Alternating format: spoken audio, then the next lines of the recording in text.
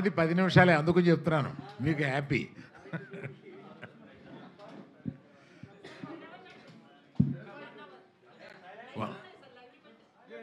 1 our live లేవమ్మా,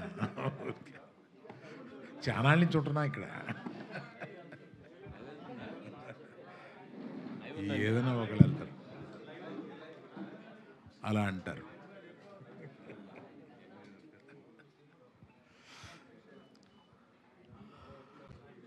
అందరికీ నమస్కారం అండి. చాలా సంతోషం, మీ సహకారంతో మన సినిమా పెద్ద హిట్ అయింది. చాలా ఆనందం. ఈ హిట్ అవడంలో సినిమా తీసే పాత్ర మాదైతే ప్రజల దగ్గరికి తీసుకెళ్లే పాత్ర మీదయింది.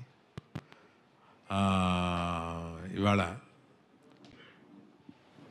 మన టీం అంతా వెళ్ళి ఆంధ్రాలో తిరిగి వచ్చారు, మళ్ళీ వెళ్ళబోతున్నారు రకరకాల ప్రదేశాలకి. అక్కడ మీడియా వారు కూడా కవర్ చేసి దీన్ని మొత్తం ప్రచారం చేస్తున్నారు. చాలా థ్యాంక్స్ అండి. ఇవాళ కలవడానికి ముఖ్యోద్దేశం పైరసీ. అంటే కొన్ని సంవత్సరాలుగా లేని పైరసీ, అంటే కొన్ని సంవత్సరాలుగా లేకపోవడానికి కారణం ఛాంబర్ వారు చేసిన ప్రయత్నం కానీ, ప్రొడ్యూసర్లు చేసిన ప్రయత్నం కానీ, అవన్నీ ఫలించి అది కాకుండా ఓటీటీలు పెరిగి ఆ తర్వాత థియేటర్లో, చిన్న చిన్న థియేటర్లో కూడా సినిమాలు వేసి పైరసీ అనేది క్రమంగా కిందకి వెళ్ళిపోయింది. కానీ సడన్గా ఒక 2 మాసాలుగా ఈ పైరసీ రాక్షసి మళ్ళీ తన పగని పైకి తీసి నాట్యం ఆడుతుంది. ఇది మరీ ఎత్తుకు లేవకుండానే దీన్ని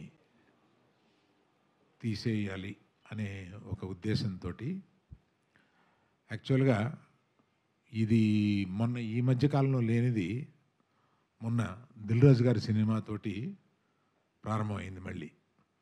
అప్పుడు చాలా ప్రయత్నాలు చేసి మేమందరం ఇదివరకటి నుంచి ఛాంబర్లో ఒక సెల్ పెట్టుకున్నాం. అంటే కంటిన్యూస్గా వచ్చిన పైరసీలు చిన్న అయినా పెద్ద అయినా ఏ సినిమాకైనా ఆ పైరసీలను డౌన్ చేయడం కోసం మేము ఇక్కడ కొంత అమౌంట్ పే చేస్తే ఇక్కడ ఆ సెల్లు అదే పని మీద ఉంటారన్నమాట, పగలు రాత్రుళ్ళు. ఆ సెల్లు ఈ సినిమాకి కూడా ఆ సెల్ని ఎంగేజ్ చేశాము.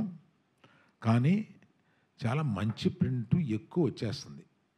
ఇది ముఖ్యంగా చెప్పబోయేది ఏంటంటే, వాట్సాప్ గ్రూపుల్లో కానీ లేకపోతే టెలిగ్రామ్ గ్రూపుల్లో కానీ దీన్ని పంపిస్తున్నారు.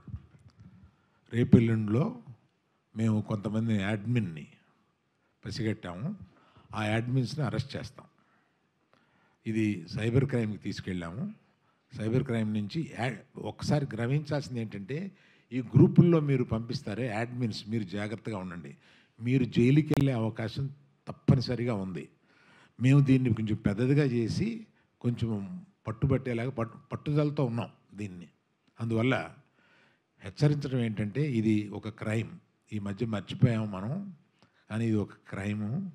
దీనికి ఒక ఇదివరకన్నా సైబర్ సెల్స్ చాలా బాగా పనిచేస్తున్నాయి. ఇదివరకు ఉన్నంత కష్టం కాదు, ఇప్పుడు పట్టుకోవడం కూడా కొంచెం తేలికైంది.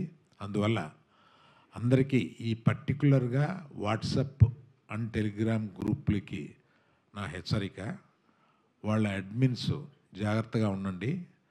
మీరు పొరపాటున దీన్ని ఫార్వర్డ్ చేస్తే అడ్మిన్దే బాధ్యత అవుతుంది. అడ్మిన్ జైలుకి వెళ్ళే అవకాశాలు ఉన్నాయి. ఇలాగా కాకుండా కొన్ని వెబ్సైట్లు ఏదో అది తెలియక కుర్రోళ్ళు సరదాగా వెబ్సైట్లో పెడుతూ ఉంటారు.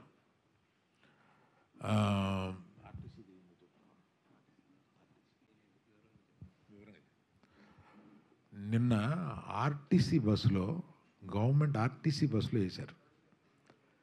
అమాయకత్వం, ఆ డ్రైవరు అమాయకత్వం. అది అది వివరంగా వాసు చెప్తారు, ఎక్కడ ఏంటి అది వివరంగా వాసు చెప్తారు.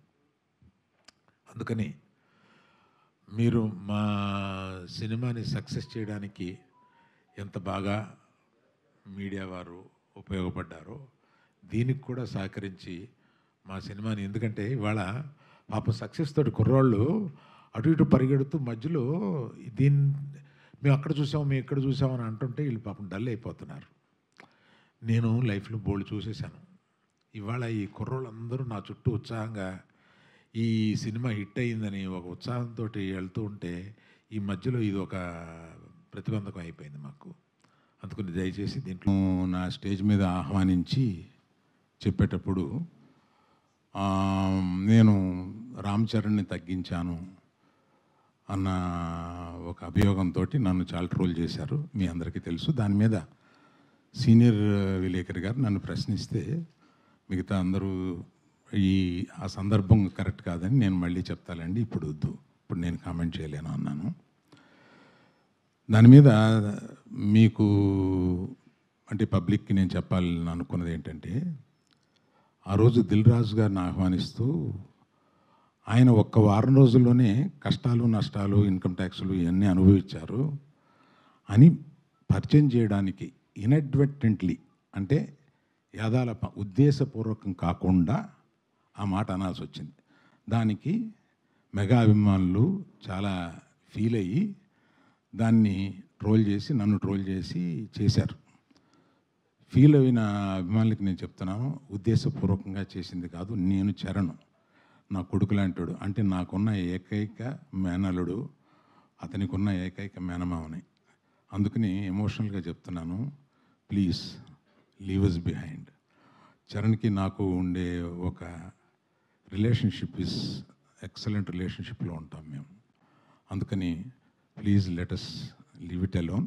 అది కేవలం పొరపాటున నేను దిల్ రాజు లైఫ్ చెప్పడానికి అది వాడి ఉండకూడదని అనిపించిన తర్వాత నాకు. Thank you for your understanding అండి.